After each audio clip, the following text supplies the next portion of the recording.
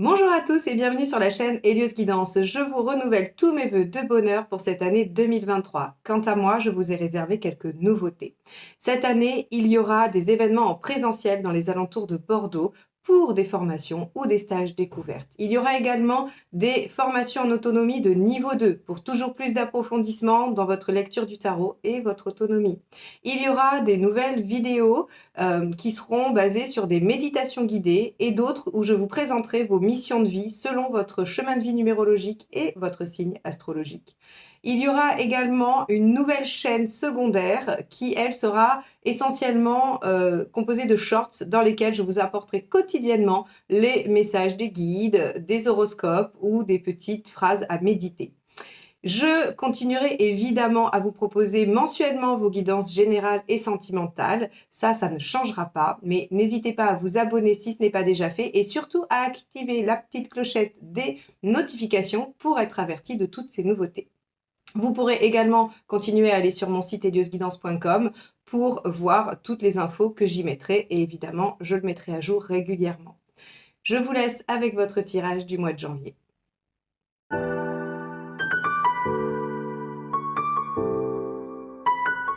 Les lions, allons voir ce que vous réserve le mois de janvier.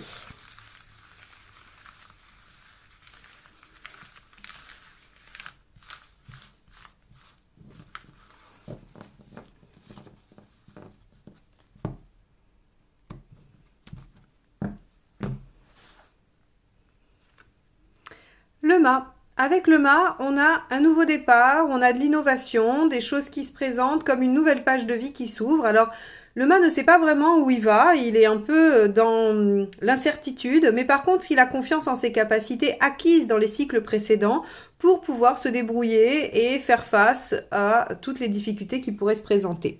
Donc, il se dirige avec confiance vers son avenir, bien qu'il n'en sache absolument rien et qu'il n'ait pas prévu de plan. Alors, on va aller voir un petit peu comment ça se décline dans votre tirage avec votre état d'esprit.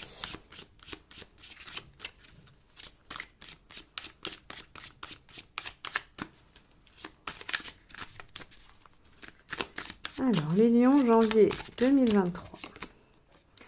As de bâton, vous avez envie de mener une nouvelle action, vous avez envie de vous lancer avec enthousiasme dans quelque chose de nouveau, ça c'est votre état d'esprit. Donc effectivement, avec le mât qui vous ouvre une nouvelle page de vie, vous êtes en capacité de mettre de nouvelles choses en place. On va aller voir ce qui vous préoccupe dans cette dynamique.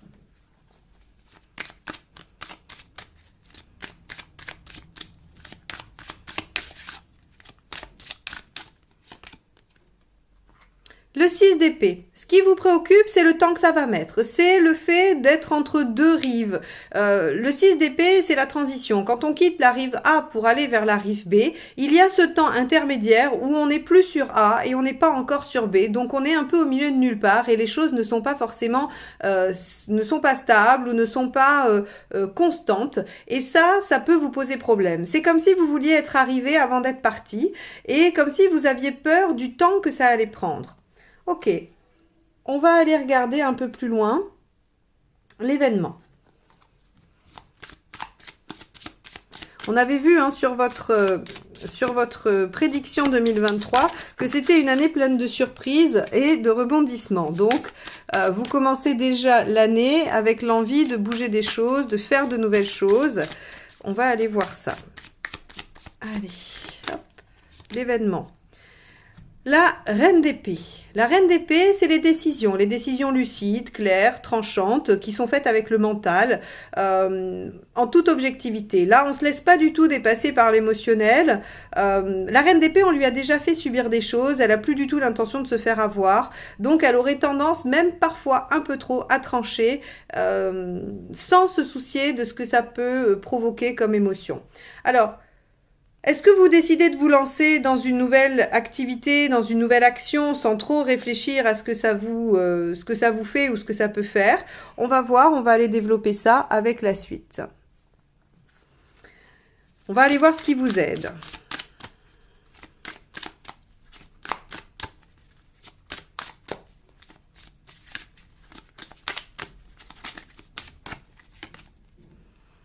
Le 2 d'épée. Ce qui vous vous aide, c'est de prendre le temps de réfléchir à la stratégie. Ok, alors avec une dynamique du mât et de l'as de bâton, c'est compliqué parce que ce sont des énergies très dynamiques, très vives, très rapides, qui ont envie de faire les choses dans l'instant. Ce qui vient un peu corroborer cette espèce de préoccupation du 6 d'épée qui serait combien de temps ça va prendre. Là, ici, on vous dit, mais prenez le temps, élaborez les choses, réfléchissez. Avant de partir en randonnée, vous allez décider de où vous allez partir, du trajet que vous allez réaliser, vous allez faire la liste de ce dont vous avez besoin dans votre sac à dos pour votre survie. Ça, c'est du 2 d'épée. Le 2 d'épée, il élabore le plan avant d'aller en action.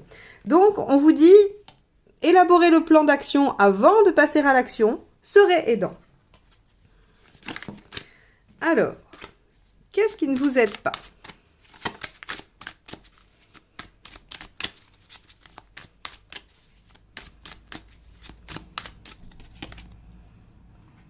Dix de coupe. Ok.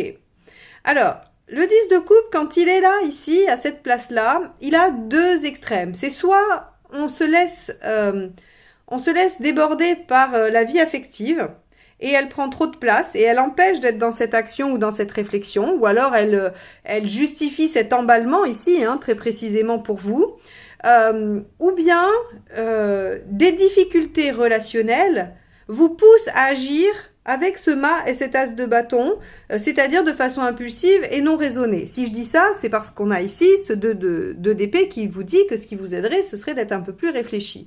Donc ici, on vous dit ce qui vous aide pas, c'est que peu importe ce qui vous pousse à l'action, ne le faites pas de façon inconsidérée et impulsive. Et on vous dit surtout, peu importe la situation affective ou relationnelle qui vous préoccupe, n'agissez pas de façon impulsive. On va aller voir émotionnellement.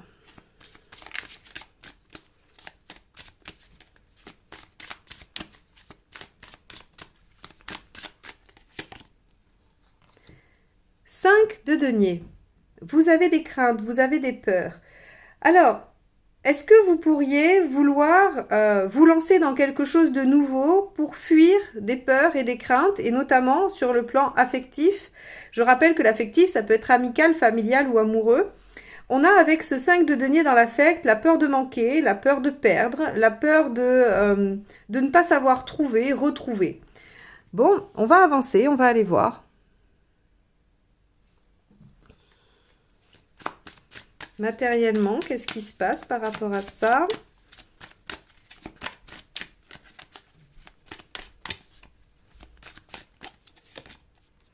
Bon, le soleil. Au niveau pratique, matériel, il n'y a pas de problématique justement. On est avec le soleil. Et d'ailleurs, on avait bien vu dans cette vidéo de projection 2023 que votre premier mois de janvier, il était sous le signe de la sécurité, avec du roi de denier, avec de la justice. Donc, on était dans une situation assez sécure. Alors, est-ce que cette situation sécure, elle vous donne envie de prendre des risques? Elle vous donne envie de remettre du dynamisme et de l'action dans votre vie? C'est possible. Par contre, on vous dit, attention, ce que j'ai oublié de dire ici, c'est que cette envie d'agir de façon un peu rapide et, on va dire, pas vraiment réfléchie, puisque c'est le conseil, hein, c'est ce que ça suppose, hein, pourrait venir aussi mettre le bazar dans quelque chose d'équilibré au niveau affectif. C'est là, ici, toute la difficulté d'interpréter cette carte ici, parce que on va voir avec la deuxième, hein, avec la deuxième ligne de tarot, c'est à ça que ça va nous aider, parce qu'ici, on ne sait pas si c'est des circonstances affectives qui vous poussent à vouloir vous mettre en action, qu'elle soit bonne ou négative, ou si le fait de vous mettre en action va aller plus ou moins déstabiliser quelque chose d'affectif. Ici, en tout cas, il y a de la peur de perdre. Bon, on va aller voir où vous en êtes dans votre chemin de vie.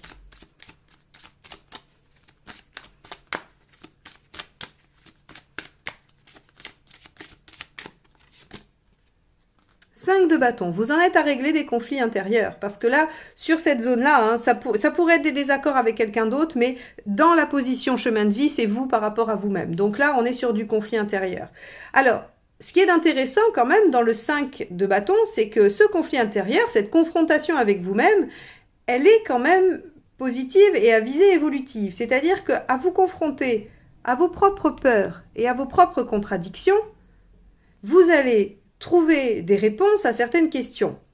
Ici, on voit bien qu'il y a quand même quelque chose d'assez ambivalent. Il y a une grande envie de bouger rapidement, mais en même temps, il y a des peurs de perdre et de lenteur, et on vous dit, mais ce qui serait bon, ça serait quand même de prendre le temps de réfléchir et d'être lucide et de ne pas laisser le domaine émotionnel dominer de façon négative ou non, ou être perturbé par ça. Donc, on voit bien qu'ici, il y a une dualité en vous et on vous dit, mais vous en êtes là, vous en êtes à traiter cette dualité. Où est-ce que vous allez vous retrouver dans l'équilibre? Où est-ce que vous allez dépasser ce point d'équilibre qui est le 5 pour aller au-delà, pour dépasser, pour aller vers le 6, le 7, le 8, le 9 et enfin le 10. Donc, vous en êtes à dépasser vos conflits intérieurs, vos ambivalences. Vous en êtes tout à la fin du mois, les lions.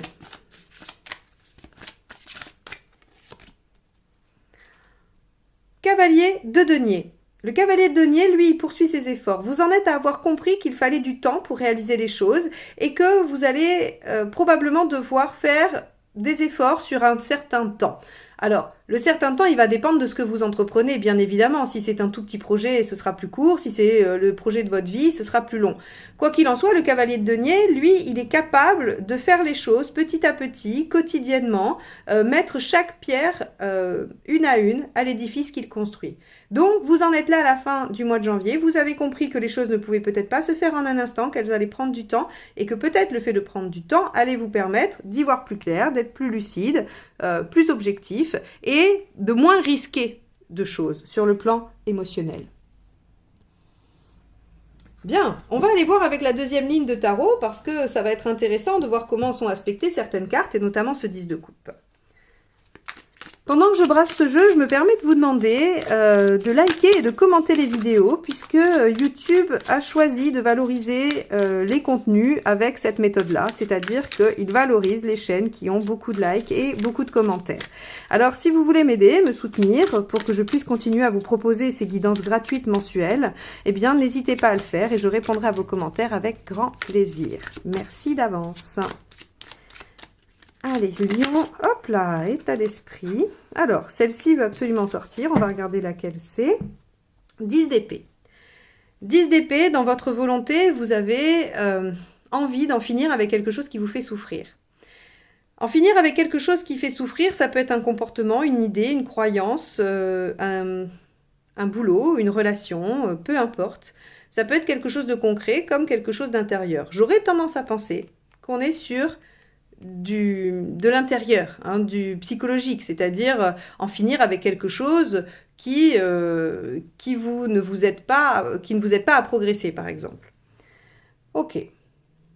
On va aller voir dans votre préoccupation avec ce 6 d'épée, cette transition, hein, cette peur de prendre un temps trop long ou de se perdre en chemin aussi. Hein, parce que le risque avec le 6 d'épée, c'est de ne pas avoir pris la bonne direction et de lâcher la première berge et de ne jamais arriver à l'autre. Hein. Ça va avec la peur de perdre. Préoccupation. 8 de bâton. Intéressant, parce que ce sont, encore une fois, deux choses complètement opposées. Le 8 de bâton, c'est la rapidité, c'est le fait que les choses changent presque instantanément. Alors, c'est la communication, c'est le dialogue aussi, certes, mais en tout cas, ici, on a quand même encore quelque chose de l'ambivalence. C'est-à-dire que parmi vos conflits intérieurs, il y a l'envie d'aller très vite et en même temps, la peur que les choses aillent trop vite. Où est le juste milieu? Où sera l'équilibre? Vous aurez peut-être à prendre un peu de temps et à travailler avec ce cavalier de denier pour y arriver. Voyons avec cette reine d'épée ce que nous avons dans les faits.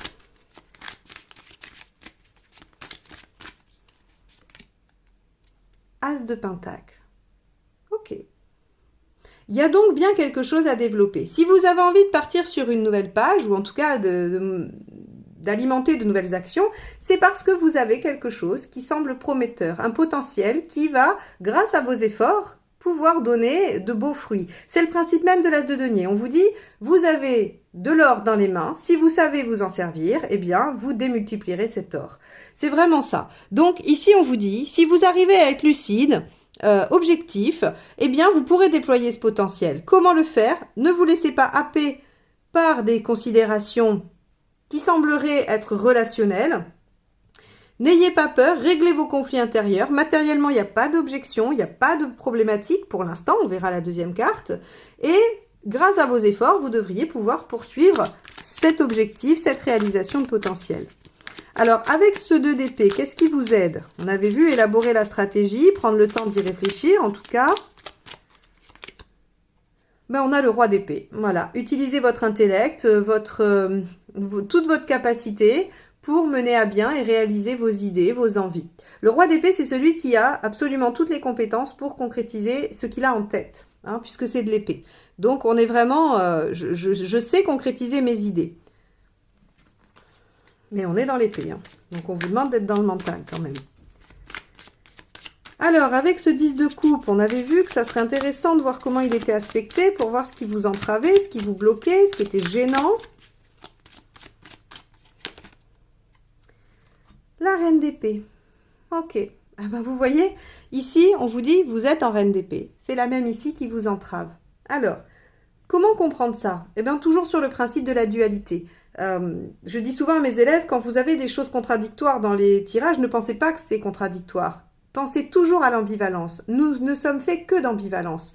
Nous pouvons très bien osciller entre deux pôles complètement opposés régulièrement sur une même question. Et là, en fait, c'est tout le sujet de votre tirage. Vous avez envie d'arriver très vite, mais vous avez peur que ça aille trop vite. Vous avez peur que ça prenne trop de temps, donc vous voudriez aller plus vite. Mais en même temps, si ça en prenait trop, ça vous embêterait. Il y a des choses qui semblent être possibles pour vous. Vous avez de l'enthousiasme et de l'envie, mais vous avez terriblement peur. Alors, ici, on vous dit vraiment, il va falloir travailler sur toutes ces, ambivalences. Et la reine d'épée, ici, ne vous aide pas si vous êtes uniquement dans le mental. Ce qui est très beau ici, c'est qu'on vous dit 10 de coupe, reine d'épée. Dans ce qui vous aide pas, c'est que si vous vous laissez happer que par le relationnel, l'émotionnel, ça ne marche pas. Si vous êtes que dans la réflexion, le mental et l'objectivité, ça ne vous aide pas non plus. Vous allez, encore une fois, devoir trouver le juste milieu. C'est passionnant quand on regarde ce tirage. Alors, émotionnellement, avec vos peurs de perdre, qu'y a-t-il? Hop, celle-ci s'est retournée, on va la prendre. 7 de coupe. Ok, bah, il y a du potentiel, il y a des choses à développer, seulement vous ne savez pas bien ce qui va porter ses fruits ou non. Le 7 de coupe, il est effectivement porteur de plein de choses, mais c'est comme un peu, vous savez, ce jeu... je ne vais pas vous le retrouver. Mais bon, il y a des paquets gagnants, il y a des paquets perdants. Et avec le 7 de coupe, eh bien, toutes les possibilités, toutes les options ne se valent pas. Et là, on pourrait penser que vous avez peur de ne pas miser sur le bon cheval, sur la bonne direction, sur la bonne attitude, mettez vraiment toutes les options possibles, hein. On n'est pas forcément en train de parler de personnes, on n'est pas forcément en train de parler de relations. Mais en tout cas... Parmi toutes les directions que vous pourriez prendre sur le plan affectif et émotionnel, vous n'êtes pas du tout garanti de prendre la bonne et vous avez peur de rater la bonne. Ok. Matériellement, avec le soleil, on n'avait pas d'entrave. On va voir si ça confirme ou si ça nuance. Bon, c'est une arcade majeure, donc un arcade majeur, pardon. Donc, a priori, ça devrait quand même être assez fort. Et supplanter une mineure. Oula!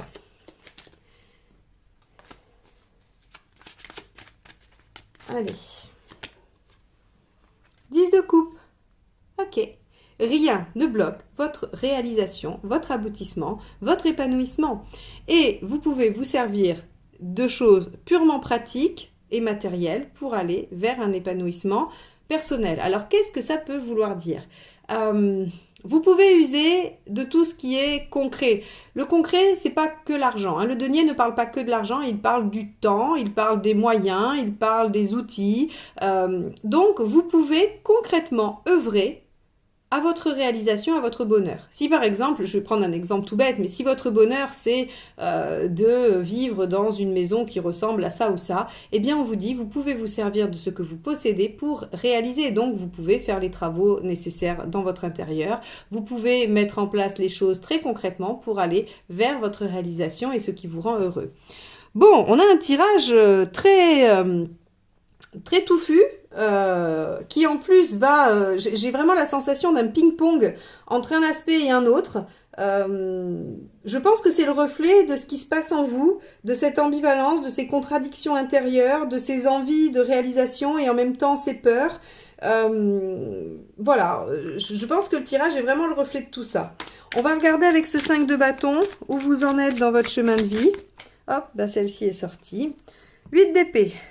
Travaillez la confiance en vous.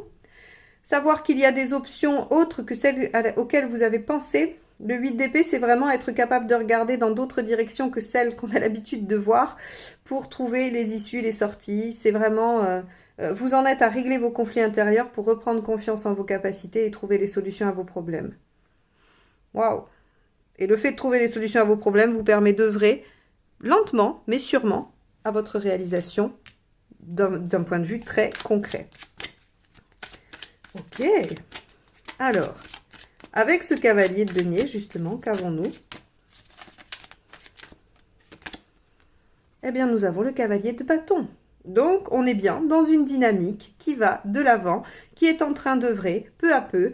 Les choses ne seront pas réalisées fin janvier, mais elles sont en cours. Elles sont en cours et elles vont probablement se manifester dans les mois suivants. Et donc, nous regarderons ça avec une grande attention.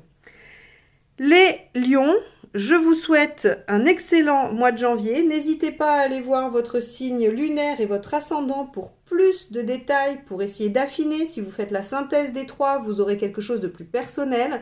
Donc n'hésitez pas à aller regarder les vidéos. De toute façon, je mets les playlists là, juste à la fin. Comme ça, vous pouvez aller voir les prédictions 2023 ou les autres signes de janvier 2023. Je vous dis à très bientôt. Je vous remercie de m'avoir écouté jusque-là. Bye bye!